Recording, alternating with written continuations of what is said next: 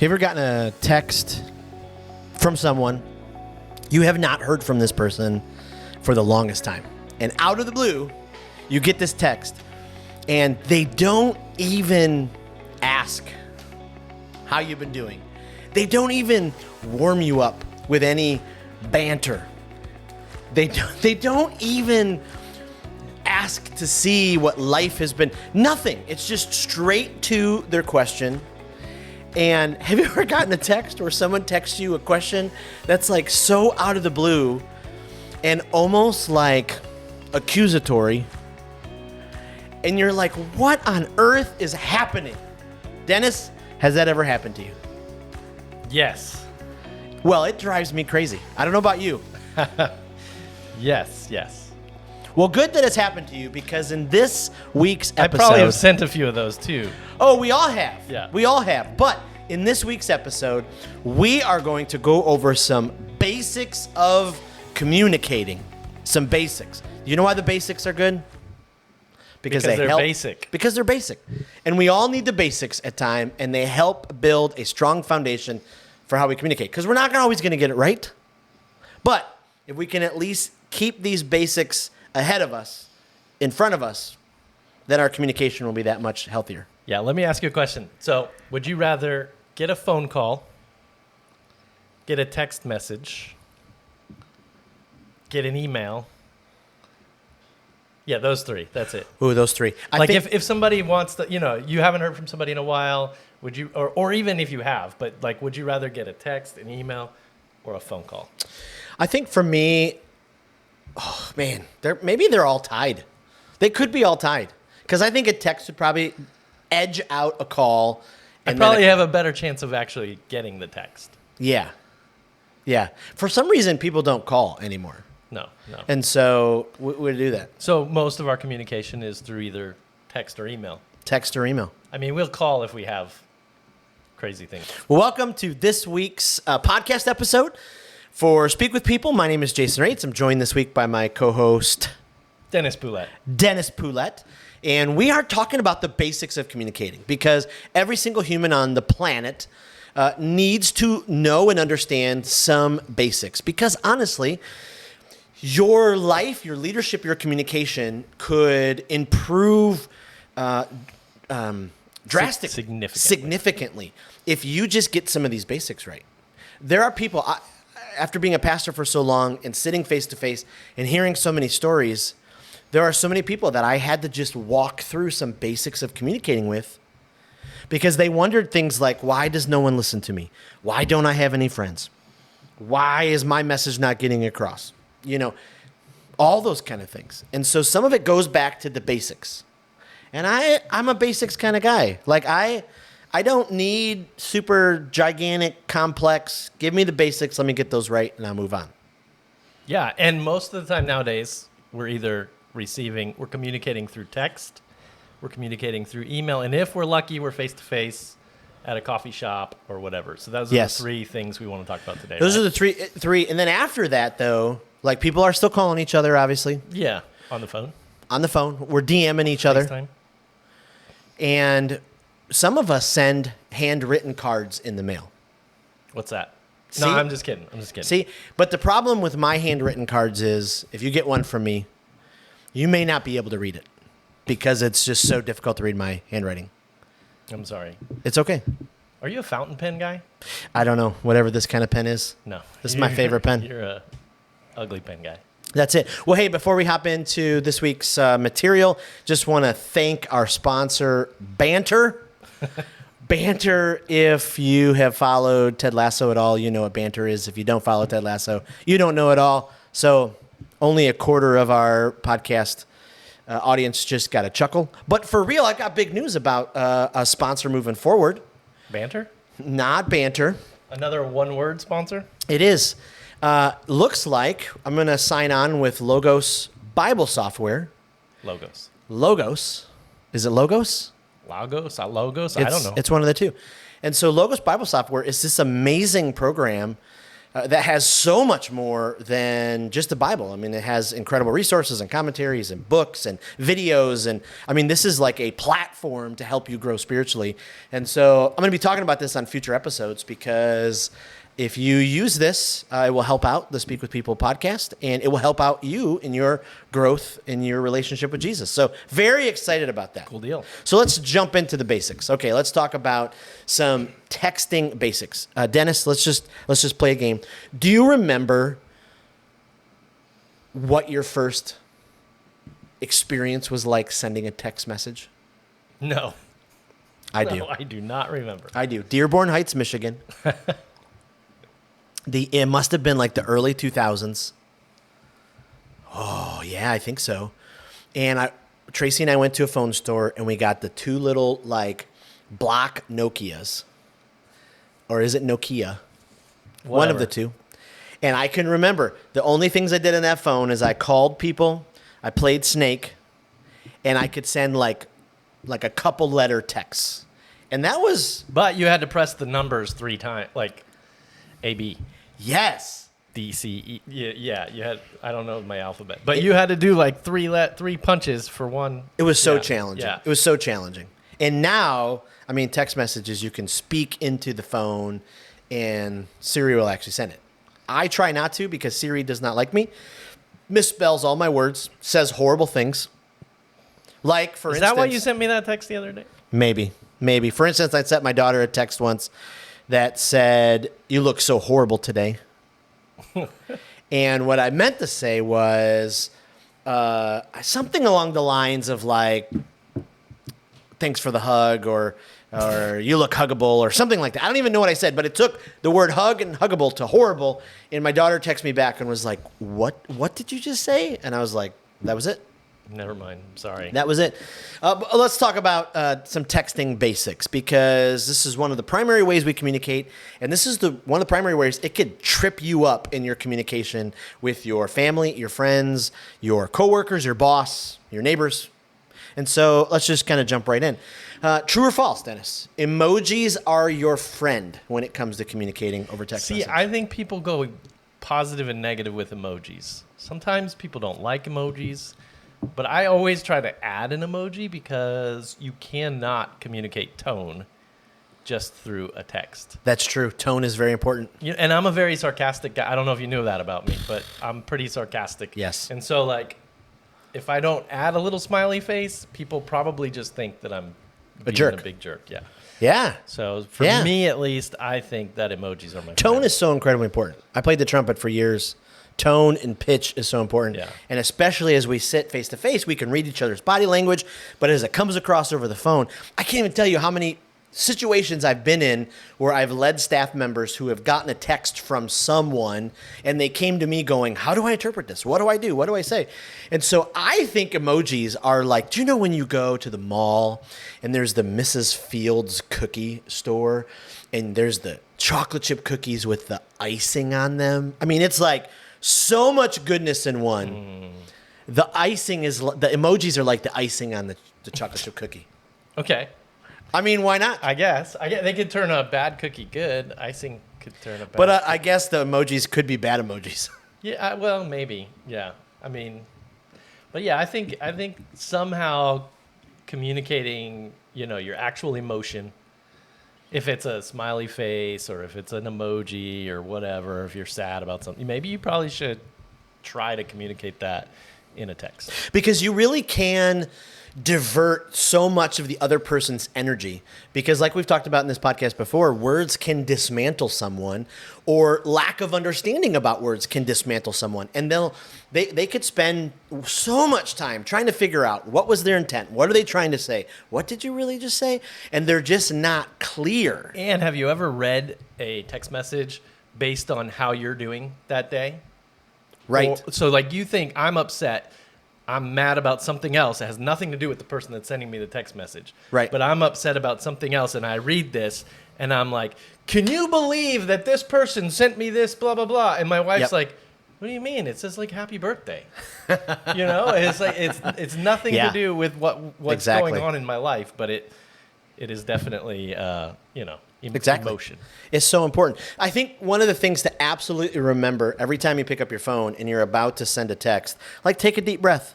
Take a deep breath and go, okay, how can I be clear in what I'm about to communicate? How can I be clear in what I'm about to communicate? And so maybe another thought is, if you haven't spoken to someone in a while, like just you haven't spoken to someone in a while. Like the other day, I get a text from someone out of the blue. And no catch up, no how you doing? We haven't talked it forever. But it was like just like a sharp text right out of the middle of nowhere. Like, man, what that does is it puts the receiver up against the wall right away.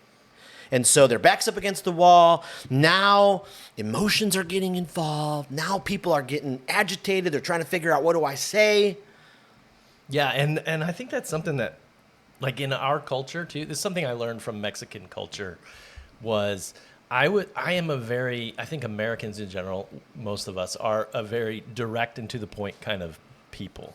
And my Mexican friends always were not that way. They were always, hey, the person was more important than the business at hand. Yep. And so it was always, hey, let me talk to you. Let me see how you're doing. Let me connect with you as a person.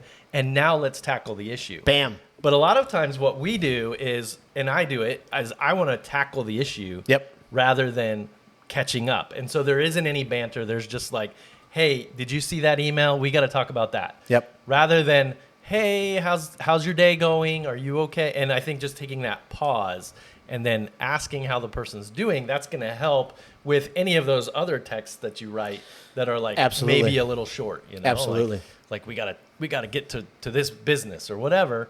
Especially if you're like a boss or whatever, it's okay to like, hey, hope you're having a great day. I saw this email. Yep. Let's tackle this. Absolutely. And I know not everyone's like me. You know, I'm a 4 on the Enneagram, which 4s are individualists and they're creative and they're romantic and they're emotional and they're up and down. And more than anything, 4s are feelers. And so I can walk into the room and I can just sense what's happening with everybody. You know, I can read a text and like sense it. I know that's not for everybody, but it's just such a great way of life if you remember there is a person on the other end of the phone. And so care for them. It doesn't have to be like a long diatribe of, you know.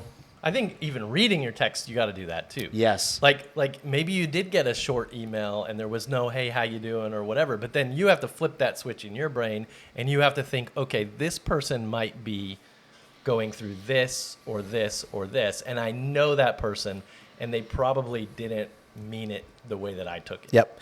And I think another really great principle to remember is never assume everything's the worst and negative.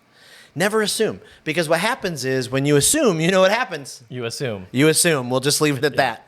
But you spend so much time. You take so much time going, well, did they mean it this way? Did they mean it? No, stop the assumptions. Just kind of go right into it. Okay. Text messaging, so big. Some basics of that. Here are a couple just fun kind of reminders when you're texting. Send texts for big life moments. I mean, if the Holy Spirit brings someone to your mind that you haven't talked with for a while, don't just assume that they know how you feel. Send them the text. Hey, I was thinking about you today. I prayed for you. Hey, I was thinking about you. God brought you to my heart. How are you doing? This happened just the other night. Another friend texted me, hey, have you heard from this friend in a while? I said, well, actually, I just did. One of their family members was sick. And I was like, it was like a pure window into the Holy Spirit working. Because for whatever reason, the Holy Spirit put that person on that person's heart. And then they texted me and then texted them. Anyways, it's just this thing. So send some big life moments. Send encouraging texts. If you read something positive on Facebook, send them a text and say, hey, congratulations on that. Or if you're on LinkedIn and you see that they got a job promotion or something's happening in their life, send a text. It's just powerful. Yep.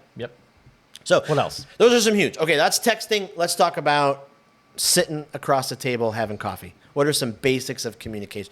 Again, this is basics. Like this is just basics. In this podcast, in months and months to come, we're going to dive into, the advanced, the master degree level of all this. But this is like, fundamentals. The fundamentals. The layups. It all goes back to the fundamentals. But they're easy. These are the easiest things to do that I mess up with. Here's the first one. And this is a huge one. And I messed up with this for a long time. The first one is this. If you can. Now, maybe you can't because it's Florida and the heat is crazy and it will ruin your iPhone. But if you live somewhere where the heat doesn't desperately destroy while left. So, leave your phone in the car. I can't do it. How's that hit you, Dennis? I just can't do it. I'm not going to do it. It's attached to you, isn't it? Well, I mean, that, and normally we have like kids. So the kids, in case there's an emergency or whatever. But It's a good reason. the concept is there. The concept. Okay, so if you can't leave it in the car, put it next to you? I just usually put it in my pocket and don't take it out. Yes. But yeah. Or you put it on the table and leave it upside down and Yes. Face down so you can't see yeah. it. Yeah. Because there's nothing more distracting as you're sitting with someone having coffee when they're continually turning their phone over or they're always lifting up their wrist, looking at it, and then hitting it. Yeah.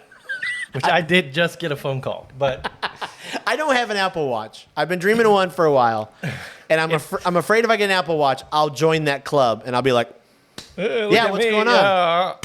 What's happening? I'm so popular. I get my phone calls on my watch. Like literally, and I mess up with communication because I have the attention span of a gnat. So this is for all of us.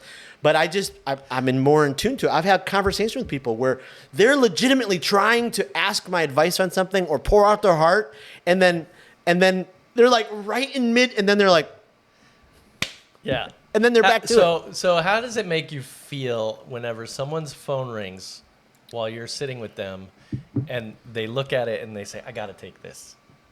How does that make you feel like as a person? Because I feel like we always lie in this situation. Yeah.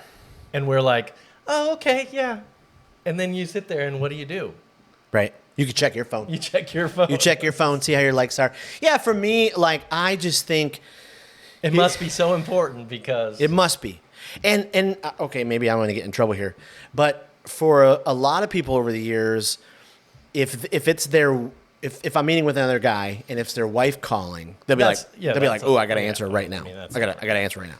But now, sometimes I'll just be honest. Sometimes though, that will irk me more than anything else, because I'm like, really, your wife can't ask you like, and okay, man, I'm really. Unless she texts like SOS. We're at the hospital. Timmy fell in the well. Absolutely. Lassie just told me. Right, but if it's like hey.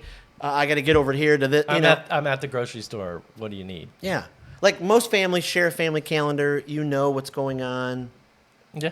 Anyways, that's just either here or there. But that is not a fundamental. That is not a fundamental. You can take that or leave it. Another big giant fundamental though is your body language and how you sit. So if you're seated the entire time with your arm crossed, leaning back, it really does convey something.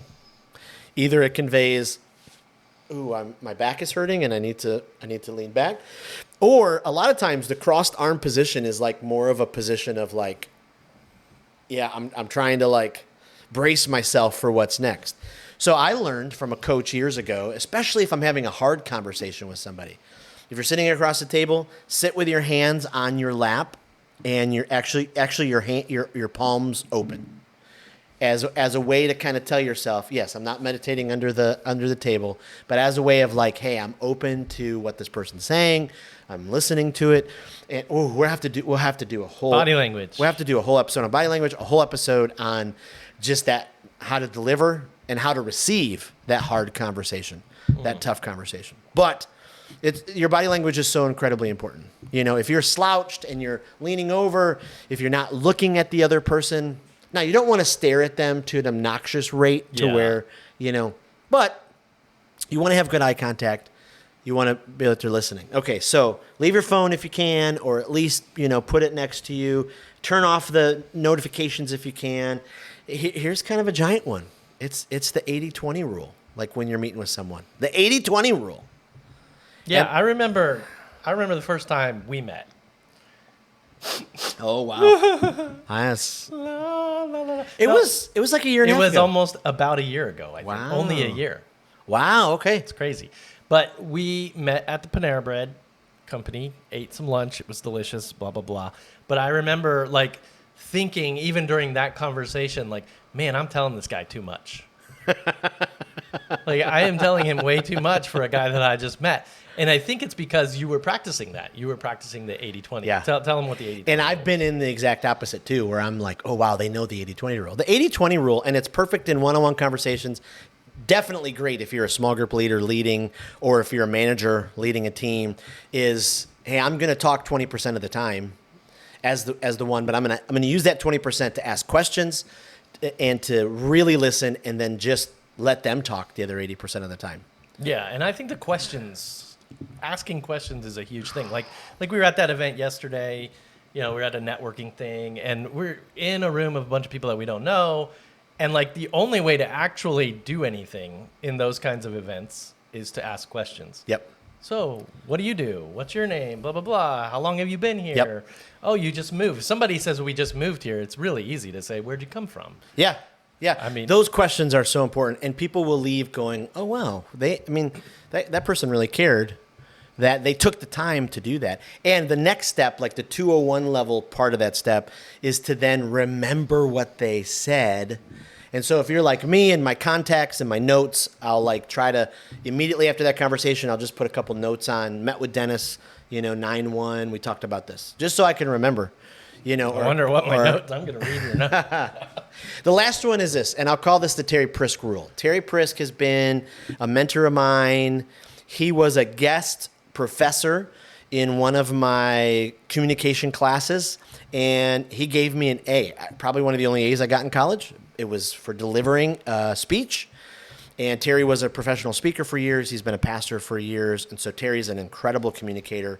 But every time I have a phone call with him, if I'm sitting down face to face or if I get off the phone, by the end of the phone call, he'll always ask me, okay, what did you hear me say? What are you leaving this conversation remembering? Like, do you have any? And at first, I'll be honest, sorry, Terry, it drove me bananas. Because I'm like, we just talked about a lot. But it's really important because communication is just so valuable.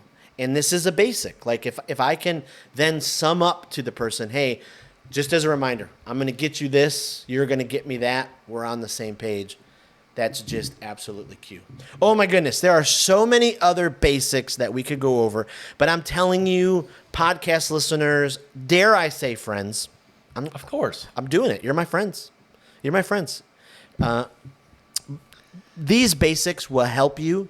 These basics will elevate the importance of healthy communication in your life. And these basics really will change the trajectory of your relationships, whether it's with your spouse, your kids, whether it's with other people you work with, whether it's with your boss, whoever it is. Learn these basics. Hey, before we let you leave, I just want to make sure that you know of a couple things that are coming up. We're so terribly excited that the speaker conference website is live. Registrations are going. Just so you remember, there is a friends and family rate of $299 till October 23rd. Friends and family rate. Then it goes to like the adjusted rate of like, okay, probably what we really should be charging. But we wanted to say, hey, if you've been a friend and family for a long time, and this is an opportunity, I just get giddy when I think about it. Like this conference is hosted at the Sheraton Sand Key on Clearwater Beach in Florida in March 21 to 23. Like if you want to, say you live in, Timbuktu, Minnesota, no offense to Minnesotans, but you're way up there and it's, March and you're like, I just need to go somewhere warm. Sign up for this conference because you will be able to get up in the mornings, go for a walk on the beach. You'll be able to walk outside. You'll be able to watch sunsets. It's right on the ocean. But make sure you go to thespeakerconference.com. Check out our lineup of speakers. I'm just blown away by the lineup that we have. We're going to be teaching through the speaking pathway, the Speak with People speaking pathway. There's going to be so many fun experiences, live music, the welcome reception. Oh my goodness, there's just so much information. Don't miss it. Don't miss it. Go to the website, sign up, register for that friends and family rate, and then get your hotel rooms because they're going to go quick and it's going to be a great time and we can't wait to see you. And there's no room on Jason's floor. There's no room on my floor. It's all reserved because it's going to be one big giant party. Well, hey friends, thank you for tuning in for this week's podcast. It just means the world when you download, when you subscribe, when you listen. And if you can head to Apple or Spotify or Google, wherever you do this, and leave a review, it would be absolutely huge. Thank you so much. Thanks for listening to the basics of communication. Hope that these were helpful and that you employ them in your relationships, and hopefully your relationships will become more healthy. We'll see you in the next one. See ya.